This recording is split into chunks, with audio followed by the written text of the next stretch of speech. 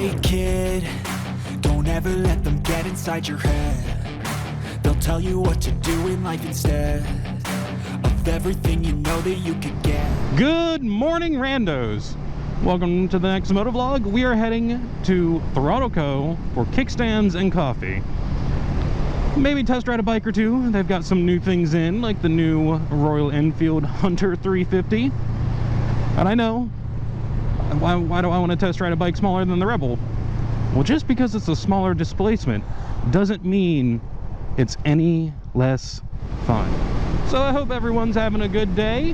Whatever day it is that you watch this, I hope it's been the best. I mean, I know it can't be the best because you didn't hang out with me, but it can be close. The Rebel is still up for sale. I've not gotten any new hits yet. I had, well, that's not completely true. I had one guy, since the last video, ask if I would take $5 grand for it, which I said yes. And he said, okay, I don't have the money. I'm like, why even ask if you don't have the cash? But he said, before I could even say anything, he replied back and said that he's attempting to sell one of his vehicles and then that would give him the available funds. So I told him, I'm like, if you have a rough idea of when you can get the cash, let me know. Otherwise, when you do have the cash, just look back for this post. As long as it's up, the bike is for sale.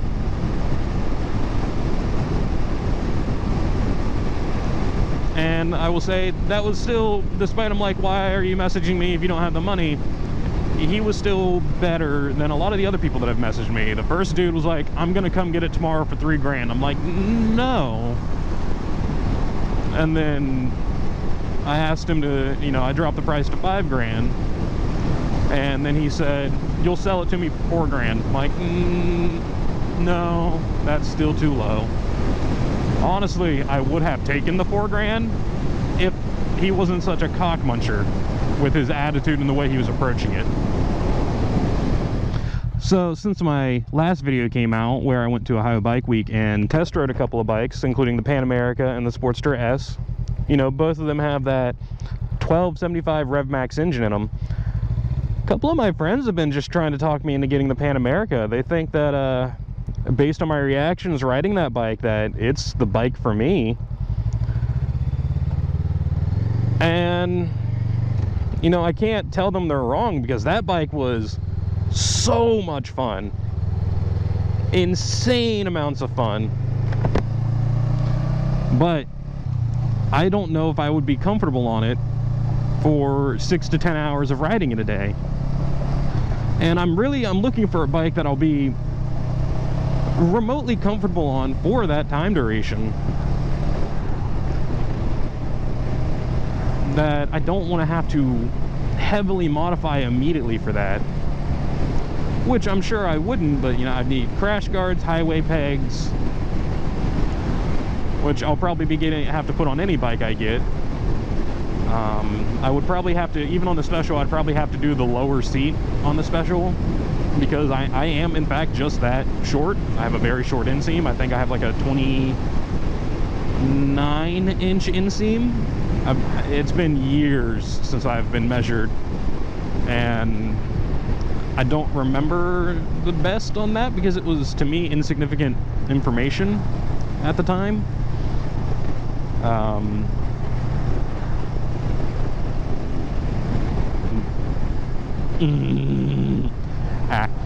Brain fart. Woo! Forgot everything I was trying to say, everything that I had planned out in my head. So, right, I would have to do the Pan America Special, which is a decent upcharge from just the regular Pan America. I would have to get the lower seat. I don't know if they would do that stock for me or if that would be an additional fee, which honestly I think switching out seats like that, if they have multiple options for stock seat, then I don't feel like I should get charged for that. I feel like they should just, you know, do it. And then I would need the luggage kit. So I would get the full pannier set, so the two side bags and the top box, which in its own right, that's like $4 grand, I think. or $2,000, or it's a ridiculous amount of money for, I get it that they're hard metal, I think aluminum cases, but it's still a little pricey for my taste. And I'll admit it, I'm a bit of a cheapskate. All right, we are getting ready to take this, the new Royal Enfield Hunter 350, out on a demo ride. I like the shape of the tank. I like the colors. I'd like it more if it was white and red. It is deceptively tall. As always, we got Nicole leading us.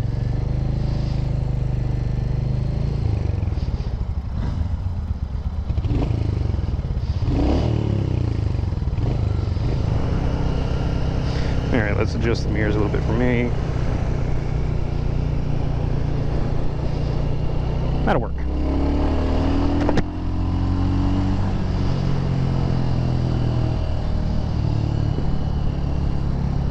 Ooh, okay.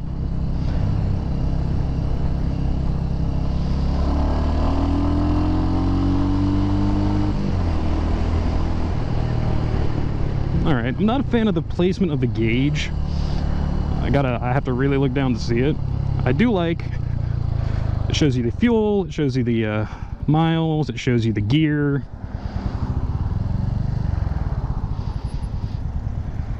Ooh, rear brake is touchy.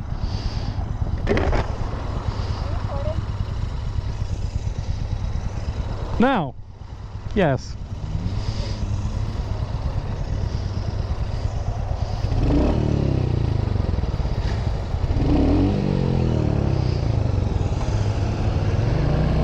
It actually sounds good.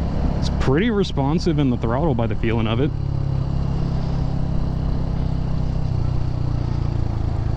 Nope.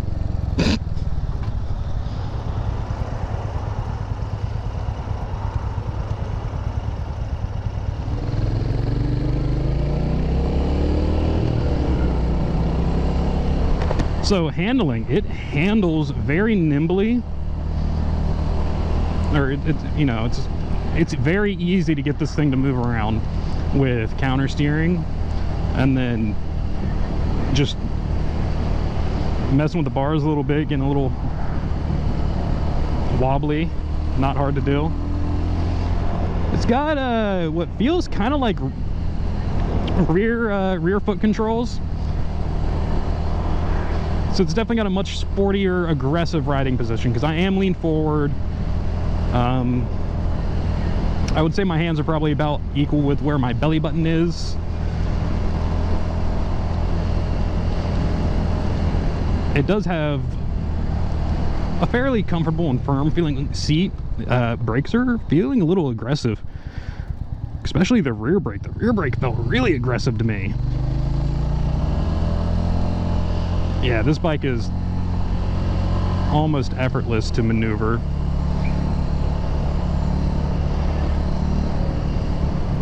Suspension doesn't feel bad. I don't know about a long distance bike, but this is definitely this would be a good little short tripper, you know, half hour, 40 minutes one way. Be probably a pretty decent bar hopper too. The tank, I think this would even be better for a little bit taller riders because of this indent here in the tank. As you see, my legs are below it, but if I had longer legs, they would sit in that groove or indentation really well.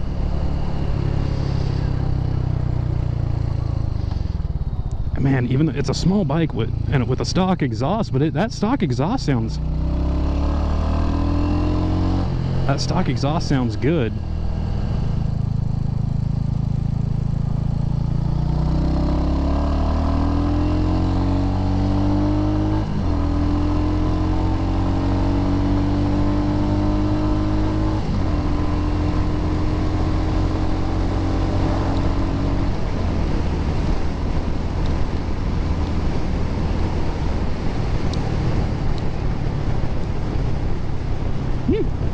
No speed wobbles taking your hands off.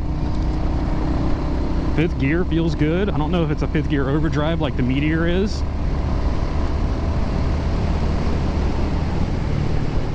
But it doesn't do bad. It actually feels pretty nice.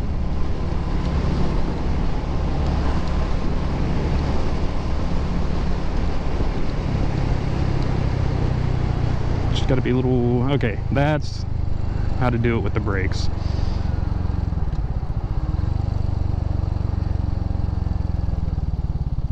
Yeah, these... I mean, maybe it's just because I'm used to my Rebel brakes, which are a little worn.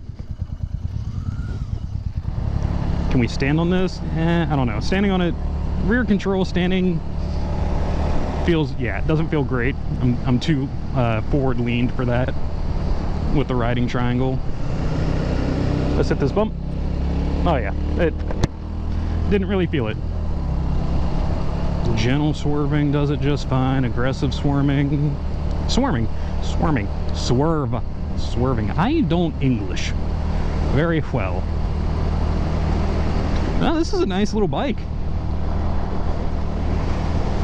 I think this would be a good beginner bike, honestly. It was not bad. It looks very good. Other than Nicole, you need to clean your bikes. It's dusty, dirty. Look at that. Look at that grime.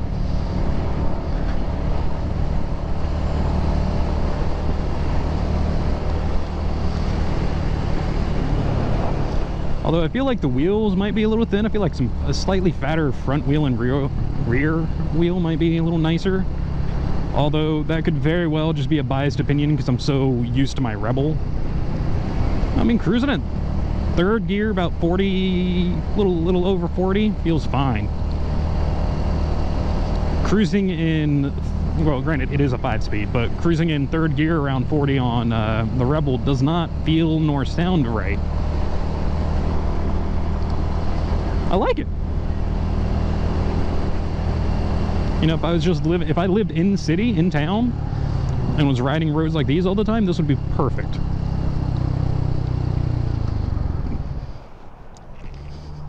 Yeah, it's not a bad bike.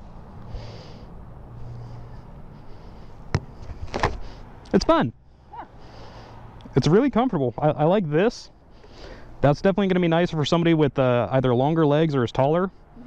Because my legs were like down here, but having that as room if you're taller to like... The problem with the GT is that my legs aren't long enough to get up high enough for the tuck. I have short legs, long torso. No, I heard you. Oh. I just don't know if I quite agree with that statement. My inseam's only 29 inches. Same. I'm just mad yours are short too. It's not the only thing I'm mad about being short. Oh. Okay, this is obviously a very weird position for me.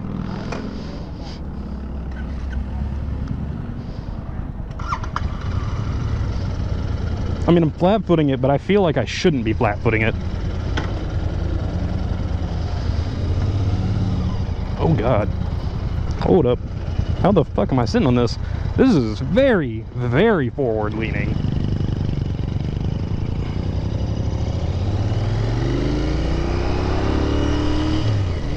Am I sitting too... yep, I was sitting too far back.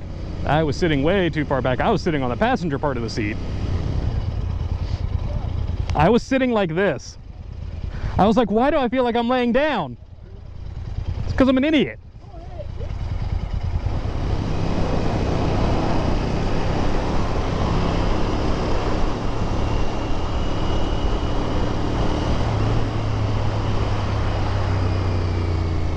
It feels really smooth with acceleration and decel.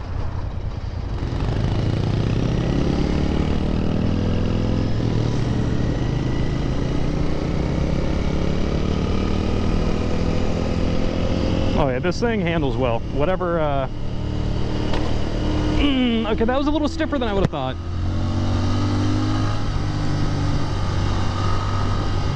What am I? I'm in second gear and this thing's got power.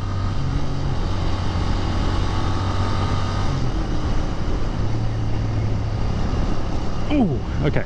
Definitely got a stiffer suspension, so hitting bumps is a little less cushioned, a little more jarring. I will say, I feel like the Hunter might be more Of the two of these, I think the Hunter has a more comfortable riding position for me. I feel like the Hunter is also a little more nimble. I mean, this is fine, this is responsive, but I do, in comparison to that bike that Nicole's on right now, I feel like I'm fighting this just a little bit. Also, I feel the heat from the engine on my right leg. I'm not super comfortable with that, because I mean, I don't, you can see like the head of the engine's right at the bend of my knee. It's not like uncomfortably hot right now, but it's not, definitely after like a half hour it'd be annoying.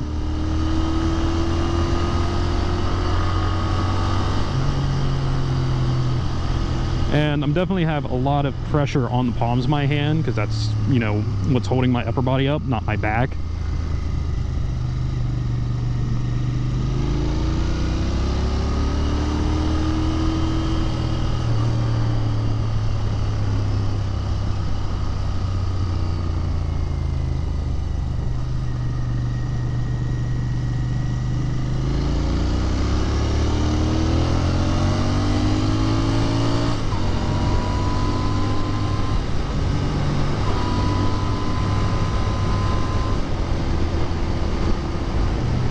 It's fast.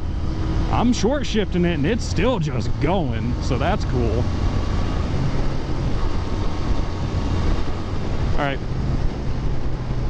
little bit of wobble, letting go in, I don't know what gear I'm in, 4th, 5th.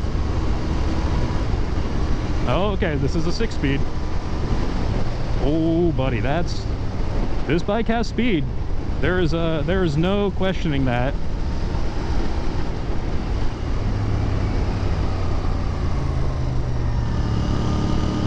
I like it. I definitely, this would not be a very long, this is not a long distance bike in my opinion. I would not do long distance on this. I wouldn't go more than probably half hour, 40 minutes on this bike, mostly because of the comfort, whereas with the 350 I wouldn't do that for just the engine power.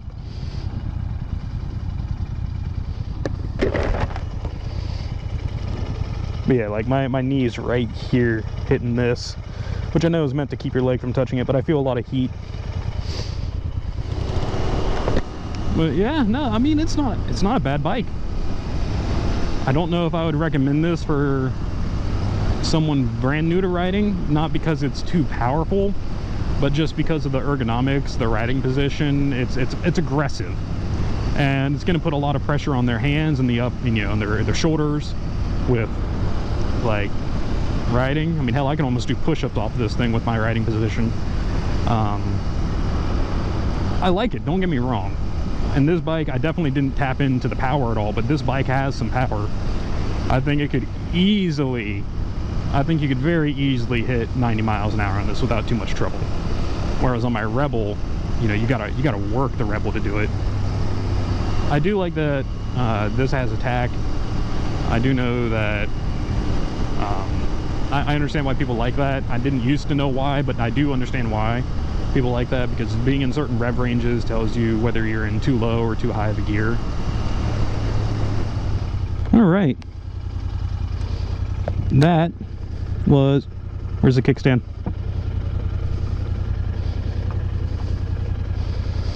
Got it.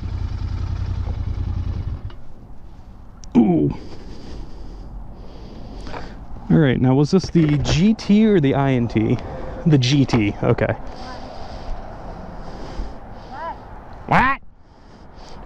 What are they selling? Chocolate. All right, friends, we had our fun at Throttle Co. We harassed Nicole. We got her fired up enough to the point that she says she hates me. That's fine. I enjoy that. I thrive on it. And it's time to head home and get the clips downloaded onto my PC. We're not going to start editing yet. And we got plenty of stuff to do, because like I mentioned on Weirdos Assemble the other night, next week we have a friend, so it'll probably be, if not the day of this video comes out, the day after, we have a friend coming in from the East Coast to spend the weekend up here in Ohio. So we got to get the house ready for a guest, because as you all know, I am a bachelor, I live alone, and you can definitely tell that it's a bachelor pad when you're at my home. So let's make it look a little less awful. But we talked to some new people, we made a new friend, we gave them a sticker, they're excited. We had a very much stepbrothers moment. Did we just become best friends?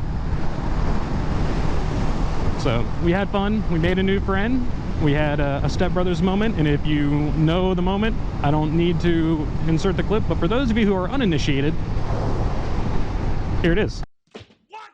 Did we just become best friends? Yup.